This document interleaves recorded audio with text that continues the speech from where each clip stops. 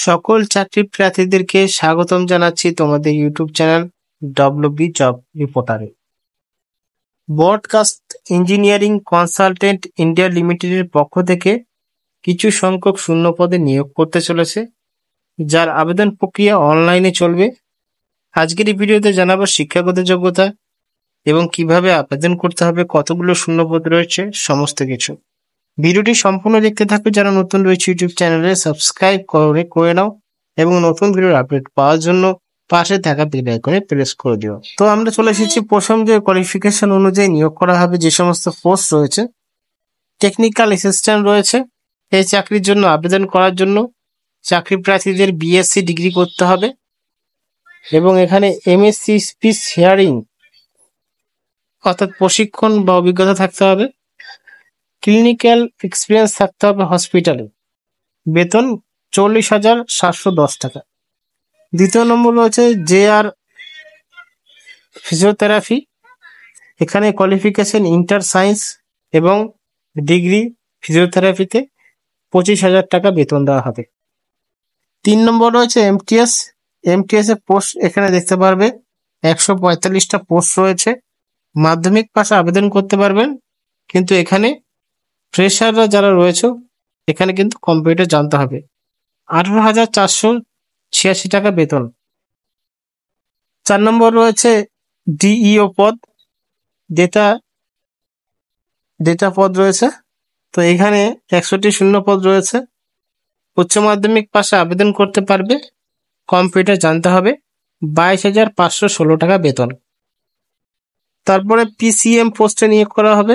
Bachelor degree থাকতে হবে এবং লাইফ সায়েন্সে এই ব্যাচেলর ডিগ্রি করতে হবে।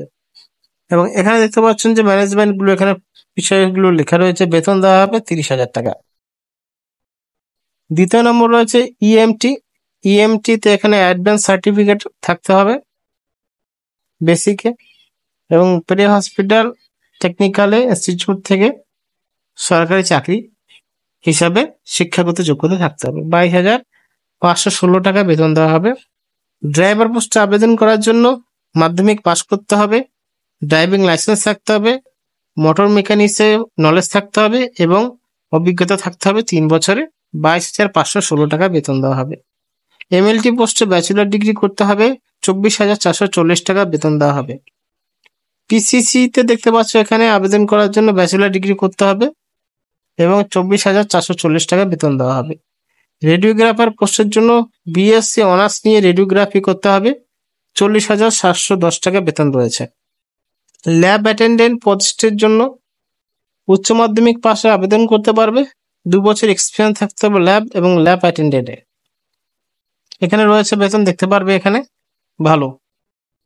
তারপরে টেকনোলজিস্ট পোস্টের জন্য আবেদন করার জন্য অ্যানেস্থেসিক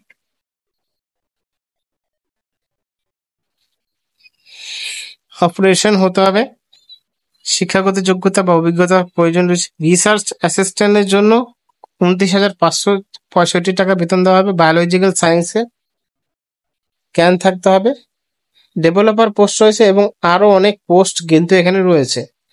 সমস্ত পোস্ট আবেদন করার জন্য মোটামুটি এখানে মাধ্যমিক পাস থেকে শুরু হয়েছে এবং পাশে রয়েছে বেতন। এই সমস্ত চাকরির জন্য কিভাবে আবেদন করবে এখানে দেখে নাও। আবেদন করার জন্য এখানে বিষয়গুলো লেখা রয়েছে ইংলিশে, আমি তোমাদেরকে বলে দিচ্ছি। চাকরির জন্য নির্ধারিত নিয়ম এবং প্রয়োজনীয় অনুযায়ী নির্বাচন করা হবে। স্থানীয় প্রার্থীদের এবং যাদের একই বিভাগে কাজের অভিজ্ঞতা আছে তাদের প্রাধান্য দেওয়া হবে। অর্থাৎ এখানে যারা একের অধিক পোস্টের জন্য আবেদন করতে চাও করতে পারবে। পরীক্ষা বা নথি যাচাই এবং ব্যক্তিগত যোগাযোগ নির্বাচনের ওপর যোগদানের জন্য কোনো টাকা কিন্তু দেওয়া হবে না। তারপর এখানে অনলাইনে আবেদন জমা দিতে হবে। আবেদন করার জন্য becil.com এ যেতে হবে। ওইখান থেকে সমস্ত আবেদন প্রক্রিয়া দেখতে হবে।